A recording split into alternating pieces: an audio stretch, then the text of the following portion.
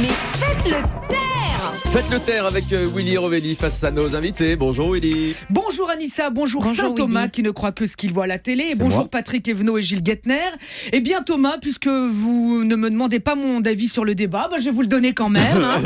Les politiques ont-ils raison d'attaquer les médias? La réponse est... oui. Tiens, rien que cette histoire Fillon, moi j'en ai jusque-là. Fillon aussi, il en a marre. Tu te souviens, il y a 15 jours, Thomas, vous l'avez rappelé, pour le dire qu'il n'aimait pas le tribunal médiatique, il a convoqué 200 journalistes. C'est ça. Voilà, il s'est retrouvé tout seul face aux médias, comme dans un tribunal, pour dire qu'il aimait pas le tribunal médiatique. Logique. C'est comme moi. Tu sais, moi j'aime pas le fromage, Thomas. Comme j'aime pas le fromage, je pourrais fuir le fromage. Et ben non! Tous les jours, je vais chez le fromager, là où ça sent bien le fromage, tu sais, où ça pue tout fort, tu sais. Je regarde le fromager droit dans les yeux, je lui dis, je l'aime pas le fromage. Ah! Logique, voilà.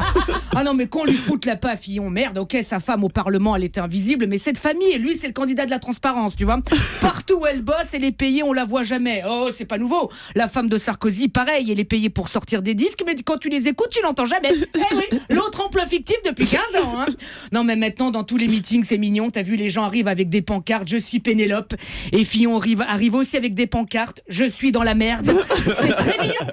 Alors moi, je suis sûr que c'est Donald Trump qui donne des idées à nos politiques, c'est vrai ou pas? Je suis sûr que c'est lui. L'autre, ça fait 3 ans qu'il crache sur les journalistes, il a été élu. Ah non, mais il n'y a pas à dire, hein. Avec ce président, les Américains sont quand même très en avance sur nous, hein, c'est vrai. Après Barack Obama, le premier président noir, Donald Trump, le premier président orange. Le mec, on dirait un tic-tac, tu sais, et avec des cochons d'Inde morts sur la tête, je me dis que finalement, le plus dangereux chez lui, c'est pas ses idées ou son programme, c'est son coiffeur.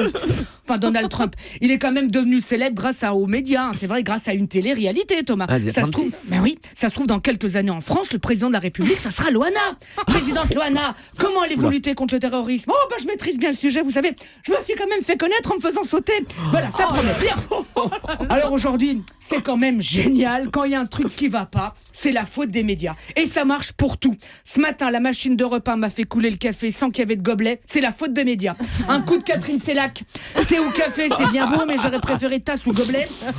Mardi, j'ai passé la Saint-Valentin tout seul, c'est la faute des médias. Je suis tombé avec une personne qui aime le foot et à cause des médias, elle a pu regarder PSG Barcelone à la télé. Voilà. Résultat, à Paris, on a mis 4 et moi, 0. Mais bon, tous les politiques vont pour attaquer les médias, Thomas. Dans les médias, c'est comme si on défilait au volant d'un 4x4 diesel avec une bonne grolle halte à la pollution. Alors hier soir, Thomas, on apprenait que Marine Le Pen aurait rémunéré son garde du corps comme assistant parlementaire et fait de faux contrats de travail. Mais bon, regardez, à mon avis, elle a peu de chance qu'elle attaque les médias. Ce matin, en une des journaux, personne n'en parle. À lundi. La une des journaux sur France Info encore ce matin, vous avez raison de le dire. Willy, Libération, Le Figaro ou encore Le Parisien. Merci beaucoup Willy Rovelli.